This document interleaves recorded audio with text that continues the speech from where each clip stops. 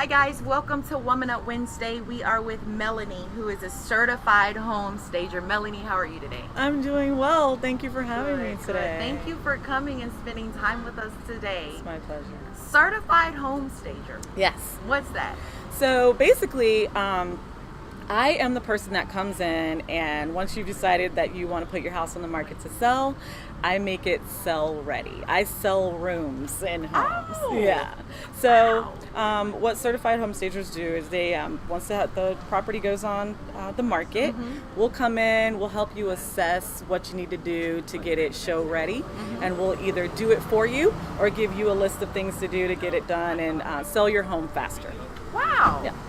What got you into that? That's pretty different. It is. Well, I've always had a love for design.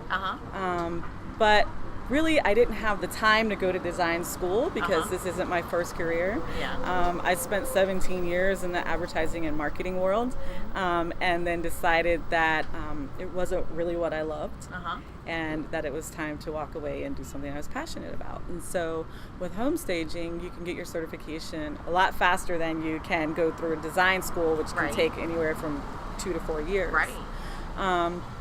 And so I went that route. And that way I can work in what I love. And the other cool thing about staging is that my projects are really quick. You know, I'm usually in and out in between 30 and 90 days. Wow. So that keeps it fresh and exciting as opposed to sometimes design projects you can get, you know, a project that could take years. And so that wasn't for me. Right. And so that's the short of it. That's how I got into staging. And I've been doing it for almost a year. And it's fun.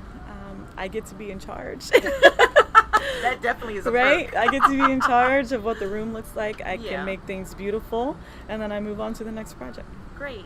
Now you said that you were in corporate America for 17 years, right? Yes. So what made you say, this is something that I'm not doing anymore? So I had a life-changing event, as many of us do. I lost my mom to cancer, and it happened very quickly.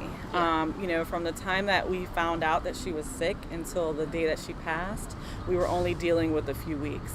And when that happened, you know, it made me think about a lot of things and reflect in my life. And, you know, I had to decide what was most important to me because my mom and I were really close. And the fact that I didn't have a lot of time to deal with what was going on with her made me understand that time was what was most important to me. And I decided that I didn't want to waste it anymore doing something that didn't really make me happy. I made a lot of money in advertising, and I think that's what made me stay for so long. But, you know, when my mom passed, it just made me realize that it wasn't what was most important. And, you know, I've got a beautiful family and my kids are growing really fast, and I wanted to be able to spend more time with them. And so that's what made me decide that I was going to really step out on faith and walk away from it all and start all over again at this point in my life. That's actually really inspiring because it takes a lot of courage to walk away from something that you've been doing for almost 2 decades. Yeah. I mean, 17 years, and then walking out not really knowing if this is going to work out right or if it's going to be I'm not sure if it's going to be something that develops into something greater. I mean, there's always that in the back of your mind, the what if. Sure. So you didn't let your what if define you. You know, I didn't. I won't say, you know, that the change didn't come with its challenges. Fear was a big one for me, but, you know, I didn't let that stop me.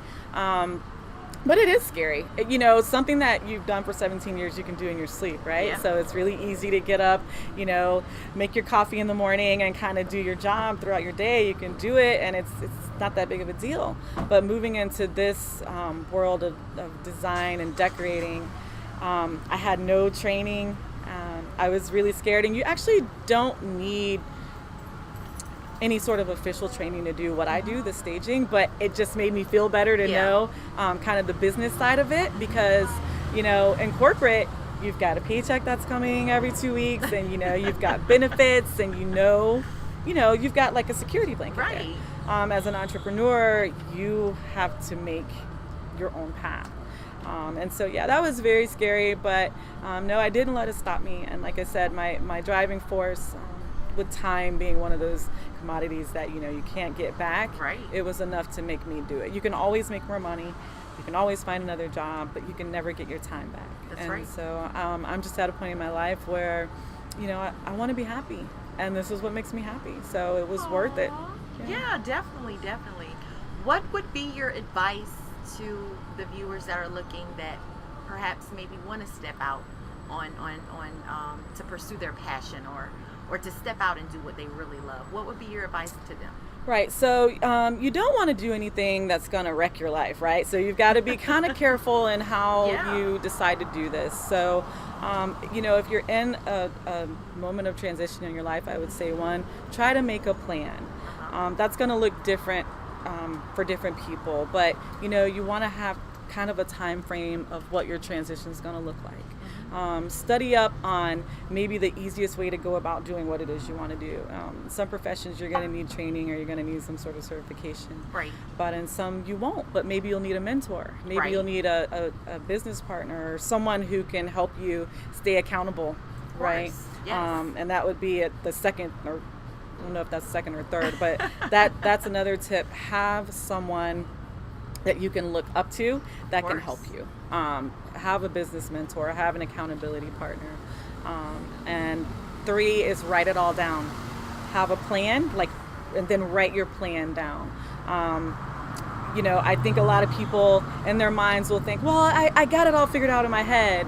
But if you don't put it on paper and have something that you can go back and look at, check off the list, I think you're setting yourself up for failure. I really do. Of course. So that's my advice, and then you've just got to do it. At the beginning of the year, a lot of times you'll see people say it's a new year, new me, and they want to, get fit and get healthier. But you'll find that the hardest part is actually just putting on your sneakers. Of course. Once you get your shoes on, you can go out there, you can run, you can go lift. So that's the hardest part, is just deciding that you're going to do it. Right. And then taking that first step. Right.